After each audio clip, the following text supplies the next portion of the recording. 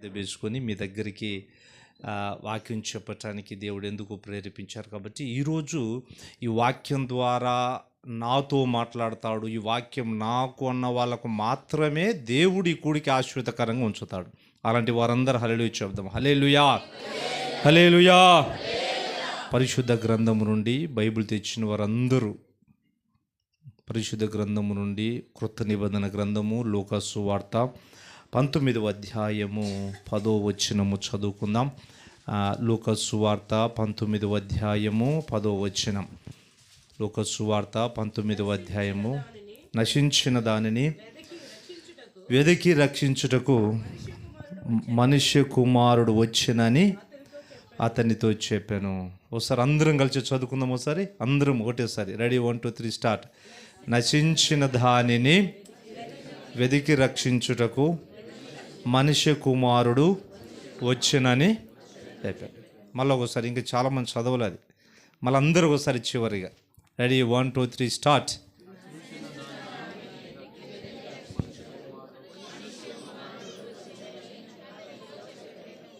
Okay, అందరూ నా పట్ల చూడండి. దేవుడు ఈ మాటలు దీవించును గాక. ఆమేన్. అందరి చేతులు హల్లెలూయా. జాగ్రత్తగా చూడండి, ఇక జాగ్రత్తగా నాకెళ్ళి చూడాలి, ఇంకెక్కడ చూడకూడదు. ఈ రాత్రి ఈ మొదటి దినాన బ్లెస్సింగ్. నా తర్వాత కొన్ని దైవజనులు ఉన్నారు కాబట్టి మీరు చాలా, లేక మనమందరం చాలా ఆశీర్వదించబడిన వాళ్ళు.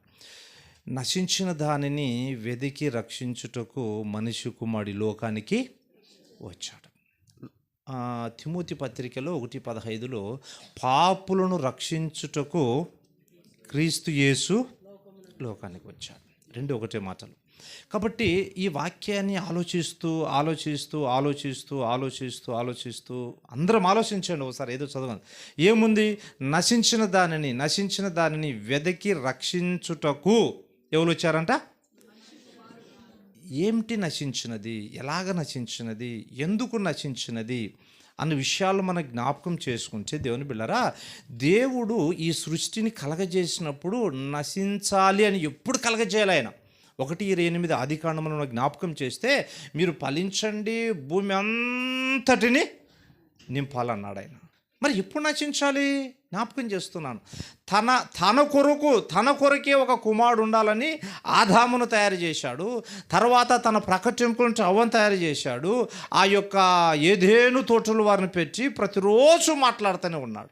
నశించాలని పెట్టలే, కానీ ఒకటి వారికి చెప్పారు, ఈ తోట చెట్లు అన్నిటి మీ తినండి, మధ్యలో ఉన్న చెట్టు ఫలాన్ని తినకూడదు. ఎందుకు? దేవుని దగ్గరలో ఉన్న ఒక దూత గర్వించింది. ఆ గర్వించినప్పుడు దేవుడే వాటిని కింద పడదోశాడు. దానితో పాటు కొంతమంది దేవదూతలు కూడా పడిపోయారు. ఆ యొక్క తోటలో ఆయన చెప్పాడు, ఆ చెట్టు పలు దినమున నువ్వు నిశ్చయముగా చచ్చిపోతావు అన్నాడు. దేవుని బిడ్డలారా, సాతాను అవకాశం కొరకు చూస్తూ ఉంటాడు. ఒకటేసారి వాడు వల వేయడు. అవకాశం, ఒక రోజు కావచ్చు, నెల కావచ్చు, 6 నెలలు కావచ్చు, 5 ఏళ్ళు కావచ్చు. నేను అనుకుంటున్నాను, అవ్వ అక్కడికి రావడానికి, ఆదాము అక్కడికి రావడానికి ఎన్ని రోజులు ఎన్ని నెలలు పట్టినో తెలియదు. కానీ ఖచ్చితంగా ఇక్కడికి వస్తాడు అనే ఆలోచన సాతానుకు. ఒకరోజు నేను అనుకుంటున్నాను, అవ్వ అలాగా వెళుతూ ఉంటే మాటల్లో పడిపోయి ఆ పండును రమ్యంగా చూపించేసి, పండు తినిపించేసి, మరలా అవ్వ తన యొక్క ఆదాము కూడా తినిపించేసి ఏం చేశారు? వాళ్ళు ఇప్పుడు తప్పు చేసేశారు. దేవుడు వచ్చినప్పుడు వారు చెట్టు చాటును దాక్కున్నారంట. దేవుడు అన్నాడు, ఇక ఈ తోటలో మీకు అవకాశం లేదు, మీరు వెళ్ళిపోండి అని బయటికి వెళ్ళేసి ఆ తోటి కంచేసేసాడు. ఇక అప్పుడు దేవుడు చెప్పిన మాట మొదటిగా పాముకు ఆయన, లేక సాతానుకు ఆయన ఆజ్ఞ చేశాడు, నువ్వు భూమిని పాకుతూ మన్ను తింటావన్నాడు. తర్వాత ఆదాముకి ఇచ్చాడు, నువ్వు కష్టపడి పని చెమటోడ్చి అన్నాడు. తర్వాత అవ్వగుడు ఇచ్చాడు, వేదనతో అన్నాం. ఆ రోజు నుంచి మనిషి నశించిపోతూనే ఉన్నాడండి. ఆ రోజు నుంచి మనిషి నశించిపోతూ ఉన్నాడు. దేవుడు మనం నశించుట ఆయన ఉద్దేశం కాదు, అయినా రక్షించాలనుకున్నాడు. నోవాహు కాలానికి వచ్చింది, నా పిల్లలు నశించిపోతున్నారు, రక్షించుకుందాం అనుకున్నాడు. కానీ ఒక్క కుటుంబం మాత్రమే అక్కడ పడింది. తర్వాత ఎవ్వరు ఓడలోనికి రాలేదు. అయ్యా మేము నశించిపోతున్నామన్నారు. ఎప్పుడు? ఓడ తలుపులు వేసినప్పుడు. వారి వంశం నుంచి ఇంకైనా నా దగ్గరికి వస్తారనుకున్నాడు. నిర్గమకాండంలో మనం 3వ అధ్యాయం చదివితే, అయ్యా మేము నశించిపోతున్నాం, ఈ బాధను మేము భరించలేమంటే మోషేని అక్కడికి పంపించాడు. వారన్నా రక్షించబడతారనుకున్నాడు. అక్కడ కూడా వారు పాలు తేనెలు ప్రవహించు దేశానికి వచ్చేతలక వారు కూడా ఇంకా నశించిపోతూనే ఉన్నారు. దేవుడు మనిషి కొరకు రక్షించాలంటే మనిషి ఏమో నశించిపోతా ఉన్నాడు. దేవుని బిడ్డలారా, ప్రవక్తలను పెట్టాడు, రాజులను పెట్టాడు, న్యాయాధులను పెట్టాడు. మనిషి ఇంకా నశించిపోతూనే ఉన్నాడు. నశించిన దానిని, చదువుబడిన 10వ వచనంలో, నశించిన దానిని వెదికి రక్షించుటకు ఎవరు వచ్చారంట? దేవుని స్తోత్రం చెప్దాం. హల్లెలూయా. ఇక ఎవ్వరు కూడా సరిపోరని దేవుడే తన ప్రియకుమారుడైన యేసుక్రీస్తుని లోకానికి పంపించాడు. హల్లెలూయా. లోక సువార్త 2వ అధ్యాయంలో వ్రాయబడింది, ఇదిగో నేడు రక్షకుడు మీ కొరకు ఏం చేశాడు? పుట్టినాడు. ఎందుకు? నశించిపోతున్నాం మనం. దేవుడే తన కుమారుడైన ప్రియకుమారుడు యేసుక్రీస్తుని లోకానికి పంపించాడు. ఒకసారి ఒక జాతరలో చాలామంది ఉన్నారట జనాలు. ఆ జాతరకు ఒక నూతన దంపతులు వెళ్ళారు. వారికి చిన్న కుమార్తె ఉంది, ఒక 4-5 సంవత్సరాల అమ్మాయి. జాతర అంతా తిరుగుతూ ఉన్నారు. చాలా జనాలు ఉన్నారు. ఆ జాతరలో ఆ పాప ఎలాగో తప్పిపోయింది. ఆ అమ్మ ఏడుస్తూ ఉంది. తల్లిదండ్రులు కూడా వెతుకుతూ ఉన్నారు. అమ్మ ఎక్కడికో వెళ్ళిపోయి తప్పిపోతూ ఉంటే వచ్చోట కూర్చొని ఏడుస్తూ ఉంటే ఒక యవనస్తుడు అమ్మాయిని చూశాడు. అమ్మాయి ఎవరు నువ్వు అంటే, మా నాన్న పలానా వాళ్ళు, మా నాన్న కనపడలేదు అంకుల్, మా అమ్మ కనపడలేదు, ఏడుస్తూ ఉంది. సరే అమ్మాయి నువ్వు ఇక్కడ కూర్చో, నీకేం కాదు, మీ డాడీ వస్తాడు, మీ మమ్మీ వస్తాడు, నీకేం కాదు, ఇక్కడ కూర్చోబెట్టుకున్నాడు. ఫోటో తీశాడు, వాట్సాప్లో పెట్టారు. అక్కడ పోలీసులు కూడా చెప్పారు ఇక్కడ ఒక అమ్మాయి తప్పిపోయింది ఎవరని. వాళ్ళ అమ్మ నాన్న రాలేదు. సాయంత్రం అయిపోయింది, రాలేదు. రాత్రి అవుతుంది, రాలేదు. ఆయన చెప్పాడంచమ్మా, మా ఇంటికి వెళ్దాం, ఇక్కడే మీ మమ్మీళ్ళు ఖచ్చితంగా వస్తారు, నయం పట్టరా అంటే, లేదంకుల్ మా అమ్మాయి కావాలి, డాడీ కావాలి, వెలుస్తూ ఉంది. వస్తారు, నేను చెప్పానమ్మా, ఖచ్చితంగా వస్తారంటే సరే ఆయన బండి మీద తీసుకుని ఇంటికి తీసుకెళ్ళాడు. ఇంటికి తీసుకెళ్తే అమ్మ ఏడుస్తూనే ఉంది. ఏమని ఏడుస్తుంది తెలుసా? మమ్మీ కావాలి, డాడీ కావాలి, ఏడుస్తూ ఉంది. మమ్మీ కావాలి, డాడీ కావాలి, ఏడుస్తూ ఉంది. వస్తారమ్మా, మీ మమ్మీ ఖచ్చితంగా వస్తుంది, మీ డాడీ ఖచ్చితంగా వస్తాడంటే ఇంకా ఏం చేయాలి, ఏడుస్తూ ఉందని చాక్లెట్ తెచ్చాడంట, 5 స్టార్ చాక్లెట్ తెచ్చేసి ఇస్తే అమ్మాయి తీసుకుని, చాలా అంకుల్ చాలా నీకు కృతజ్ఞతలు అంకుల్, నవ్వుతూ చాక్లెట్ తీసుకుని, చాక్లెట్ తినింది. 5 నిమిషాలు అయింది, 10 నిమిషాలు అయింది, తినేసింది, మూడు తుడుచుకున్నది, మళ్ళీ ఏడుస్తూ ఉంది. ఏమని ఏడుస్తుంది తెలుసా? మమ్మీ కావాలి, డాడీ కావాలి. అరే మరలా ఎలాగ ఈ అమ్మాయిని ఏడుపు ఎలాగ మనసాలి? మళ్ళీ వాళ్ళ ఇంట్లో ఉన్న కొన్ని బొమ్మలు తీసుకొచ్చేసాడంటే ఆడుకోమంటే ఆడుకుంటూ ఉందంట, సంతోషంగా ఆడుకుంటుంది. మళ్ళీ 10 నిమిషాల తర్వాత మళ్ళీ వాళ్ళ మమ్మీ డాడీ జ్ఞాపకం వస్తుంది. ఈ యవనస్తుడు ఆ పాపను వాళ్ళ మమ్మీ డాడీ వచ్చేంత వరకు ఏడ్చకుండా ఉంచాలని ఎంత ప్రయత్నం చేసినా ఒక 5 నిమిషాలు, ఒక 10 నిమిషాలు మాత్రమే చూడగలుగుతున్నాడు. కానీ ఆ అమ్మాయిని ఇంకా ఆ మమ్మీ డాడీ వచ్చేంత వరకు అదుపులో పెట్టలేకపోతున్నాడు. 9 అయింది, 10 అయింది, అలాగే నిద్రపోయింది. ఉదయకాలం వెంటనే 6 గంటలకు డోర్ కొడుతూ ఉన్నారు. డోర్ కొడతా ఉంటే ఈయన వచ్చి డోర్ తీశాడు. అక్కడ 2 తల్లిదండ్రులు ఉన్నారు. ఎవరయ్యా మీరంటే, ఇలాగ మా పాప మీ దగ్గర ఉందంటే, అయ్యా ఇప్పుడే నిద్రపోయింది అక్కడ అని వాళ్ళ పాపను లేపాడంట. పాప మీ డాడీ మేము వచ్చాడంటే, నేను ఎంపడే పాప లేచేసి పరిగెత్తుకుపోయి వాళ్ళ నాన్నను వాళ్ళ అమ్మను ఖర్చుకొని ఇంకా సంతోషంగా ఉన్నదంట. దేవుని స్తోత్రం చెప్దా. హల్లెలూయా. ఇప్పుడు ఈయన పోయి అన్నాడంట, పాప నీకు చాక్లెట్ ఇస్తా, నేను నీకు ఈ యొక్క పపెట్స్ ఇస్తాను, లేక బొమ్మలు ఇస్తాను, నా కాడికి వస్తావంటే ఆ అమ్మాయి చెప్పిందంట, అంకుల్ నాకు చాక్లెట్ వద్దు, బొమ్మలు వద్దు, నాకు ఏదొద్దు, మా డాడీ మమ్మీ ఉంటే చాలు. ఎందుకు ఈ విషయం చెప్తాను దేవుని బిడ్డలారా? ఈ లోకంలో విశ్వాసులుగా లేక దేవుని నమ్ముకున్న బిడ్డలుగా మనము లోకంలో ఎంత మనకు చాక్లెట్ లాంటి ధనాన్ని, చాక్లెట్ లాంటి ఉద్యోగాన్ని, చాక్లెట్ లాంటి లోకాశలు నీకు ఏది చూసినా సంతృప్తి ఇవ్వదు. కానీ ఎప్పుడు మనకు సంతృప్తి ఉంటుందంటే ఆకాశమందు మధ్యాకాశం దేవుడు ఎప్పుడైతే ఆశుడు అవుతాడో అప్పుడు మనం ప్రభు కొరకు ఎప్పుడైతే వెళ్ళిపోతామో అప్పుడే మనందరికీ సంతోషం ఉంటుందంట. దేవుని స్తోత్రం. హల్లెలూయా. అంతవరకు మనిషి ఇంకా దేవుని కొరకు ప్రార్థన చేయాలి, దేవుని దగ్గరికి వెళ్ళాలి, నా తండ్రి దగ్గరికి వెళ్ళాలి, వెళ్ళాలి, నా తండ్రి దగ్గరికి వెళ్ళాలి.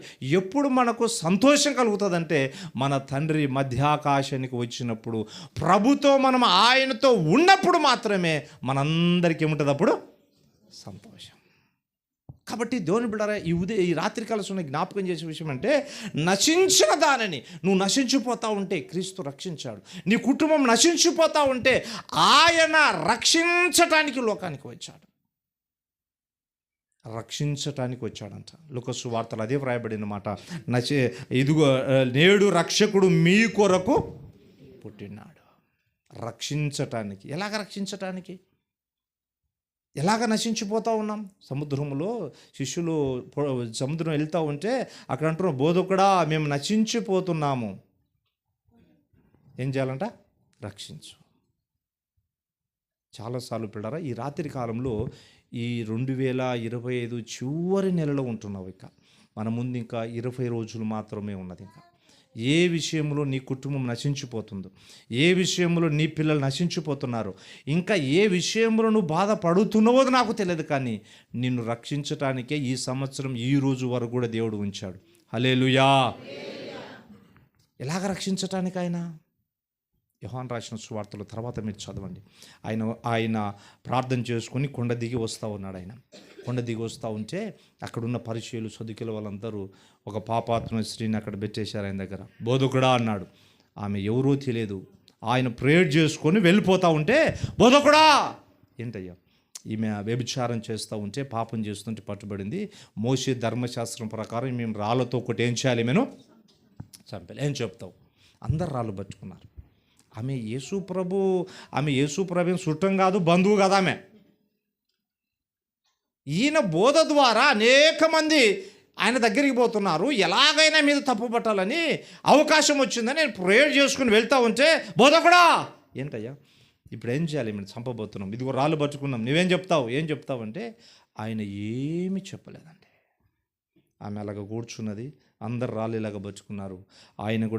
ఆయన కూడా కింద కూర్చొని బైబిల్ చెప్తున్నమాట, ఆయన భూమి మీద ఏం చేస్తున్నాడు? రాస్తూ ఉంటే రాళ్ళు పట్టుకున్న వాళ్ళ మనసులో వారి పాపము జ్ఞాపకం వచ్చిందంట. దేవునికి స్తోత్రం. హల్లెలూయా. ఈమె పాపము కాదు, వాళ్ళ పాపం జ్ఞాపకం వచ్చి, అరే మనం కొట్టు దగ్గర పలానా అబద్ధం ఆడామే, లేక పలానా దగ్గర తప్పు చేశామే, ఫలానా దగ్గర ఇది చేశామే, మన పాపమును ఆయన రాస్తున్నాడేమని వారి చేతిలో ఉన్న రాళ్ళంతా కింద వేసి ఎవరికి వాళ్ళు వెళ్ళిపోయారు. అందరు వెళ్ళిన తర్వాత అప్పుడు అంటున్న మాటలు, యేసు ప్రభు, అమ్మా ఎవరు నీ మీద రాళ్ళు వేయ లేదా?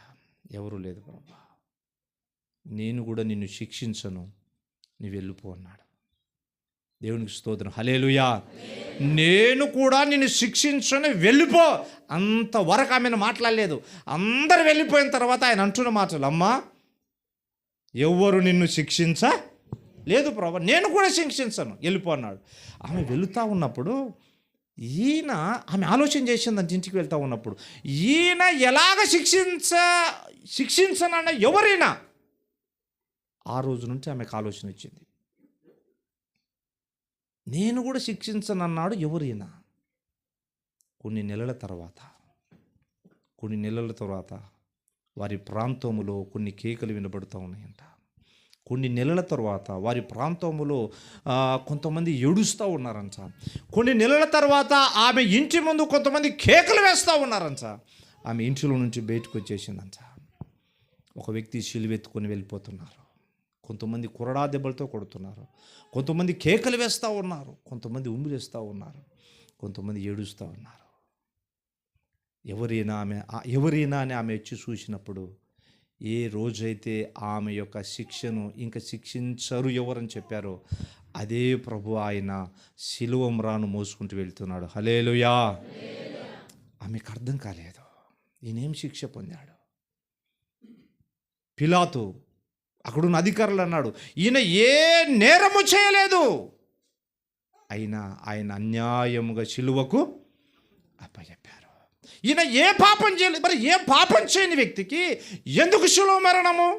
ఆమెకు అప్పుడు జ్ఞాపకం వచ్చింది, నా పాపం కొరకు ఆయన శిలువ మరణం పొందుతున్నాడు, నేను చేసిన తప్పుల కొరకు ఆయన నేరము చేయని ఆయన శిలువ మరణం పొందుతున్నాడు.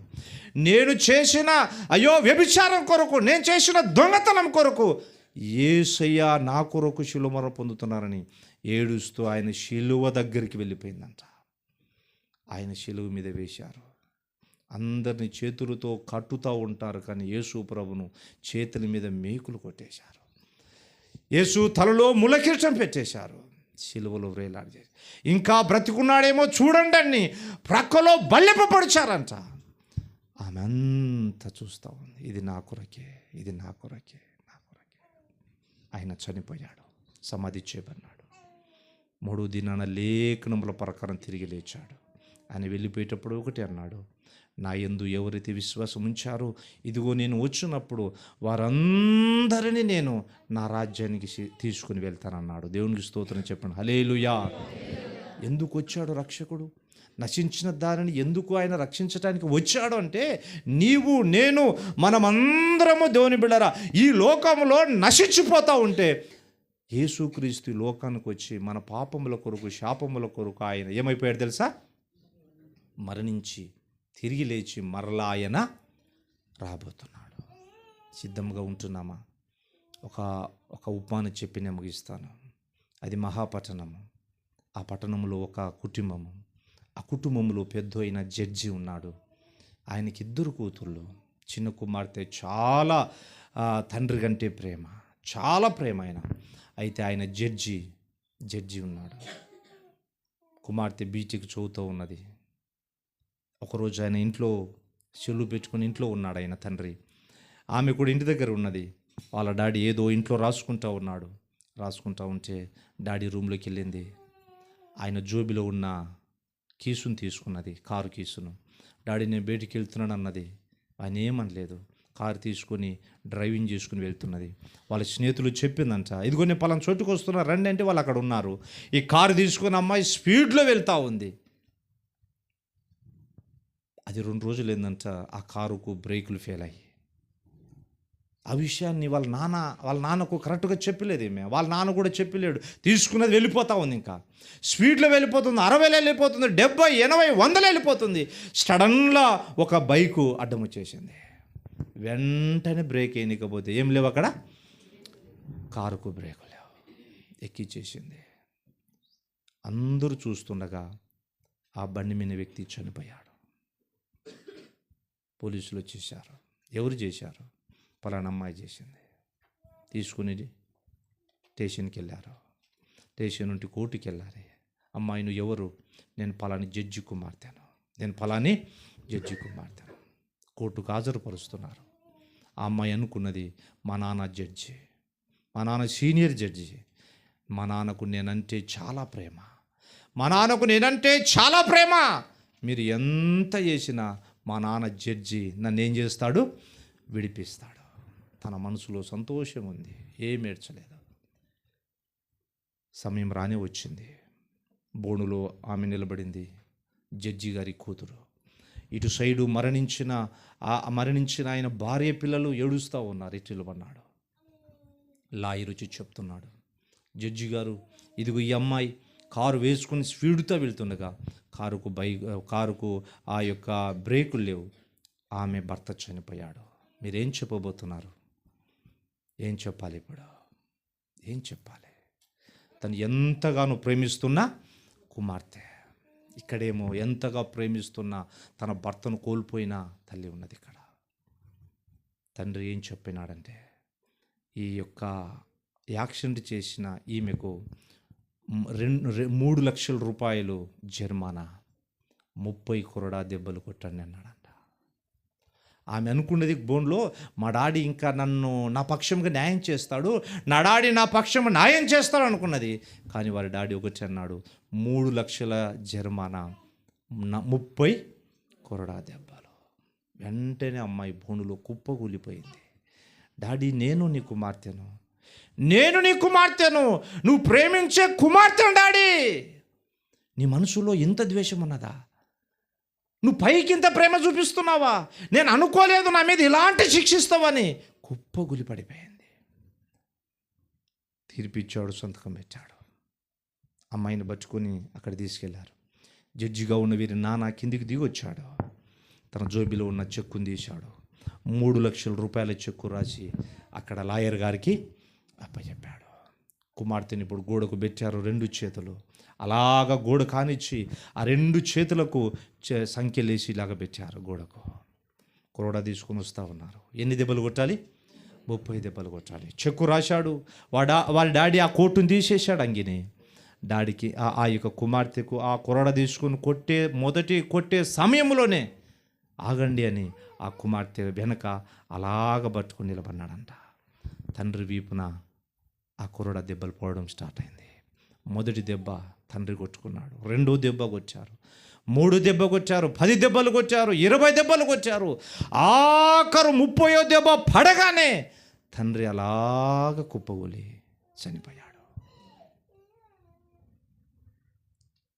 కుమార్తె ఆ సంఖ్యలు తీసి చూడగానే చనిపోయిన తండ్రిని చూసింది. ఎవరి కొరకు చనిపోయాడు ఆయన ఇప్పుడు? ఎవరి కొరకు? శిక్ష ఎవరు చేశారు? మరి ఆమె చేస్తే ఎవరు చనిపోవాల్సి వచ్చింది? తండ్రి చనిపోవాల్సి వచ్చింది. ఈ రాత్రి నేను ముగిస్తున్నాను పిల్లారా. మనం చేసిన శిక్ష, మనం పొందవలసిన మరణ శిక్ష మనకు బదులుగా యేసుక్రీస్తు వారు వచ్చి ఆయన కురడా దెబ్బలు కొట్టించుకున్నారు. మనకు బదులుగా ఆయన రక్తం కార్చాడు. మనకు బదులుగా ఆయన శిలువ మరణం పొందాడు. ఆయన చనిపోయి తిరిగి లేచాడు, మరలా రాబోతున్నాడు. నశించిన దానిని వెదికి రక్షించటానికి నిన్ను పరలోకం నుండి దేవుడు మహిమ స్వరూపాన్ని వదిలిపెట్టి భూలోకానికి వచ్చాడు. ఆ శిక్ష మనం భరించలేం. ఈ రాత్రి ఒక క్వశ్చన్. రక్షించబడిన మనం ఆ తండ్రిని చూసినప్పుడు మనకు సంతోషం ఉంటుంది. లోకంలో దుఃఖాలు ఉంటాయి, సమస్యలు వస్తాయి, ఆటంకాలు వస్తాయి, నిందలు వస్తాయి, ఇవన్నీ వస్తాయి. కానీ మన పరమ తండ్రిని చూసేంత వరకు ఈ లోకంలో ప్రభు కొరకు నిలబడదాం. ఉన్న పాటున కళ్ళు మూసుకునండి, ప్రార్థన చేద్దాం. ఉన్న పాటున కళ్ళు మూసుకుందాం, ప్రార్థన చేద్దాం. నీ జీవితంలో ఒకవేళ ఎలా ఉన్నావో నాకు తెలియదు పిల్లరా. ఆ కుమార్తె కొరకు ఆ తండ్రి పిల్లరా, ఆయన చనిపోయాడు. కుమార్తె, నానా నా కొరకు నువ్వు చనిపోయావా? డాడీ నా కొరకు నువ్వు చనిపోయావా? అయ్యో నేను చేసిన తప్పు కొరకు నువ్వు చనిపోయావా? ఎంత ఏడ్చినా తండ్రిని దక్కించుకోలేకపోయింది పిల్లరా. నీవు నేను చేయవలసిన శిక్ష, నేను చేయవలసిన ఆ యొక్క మరణాన్ని ప్రభు పొందుకున్నాడు. 2025లో అనేక మంది చనిపోయారు, అనేక మంది దూరం అయిపోయారు. ప్రభు మన పిల్లల్ని కాపాడుతూ ఉన్నాడు. ప్రభు మన కుటుంబాన్ని కాపాడుతూ ఉన్నాడు. ప్రభు నిన్ను కాపాడుతూ ఉన్నాడు. తెలుసా? నువ్వు నశించిపోకూడదని, నువ్వు చనిపోకూడదు. ఆయన కొరకు బతక. నోరు తెరువలేదాయే ప్రేమా, బదులు పలుకలేదాయే ప్రేమా. ఎవరి కోసమో? ఈ జనుల కోసమే, ఈ జగతి కోసమే శిలువలో సాగింది యాత్ర. కరుణామయుని దయగలప. అందరు కళ్ళు మూసుకుందాం.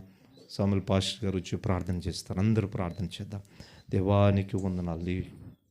చిన్న ప్రార్థన సమయంలో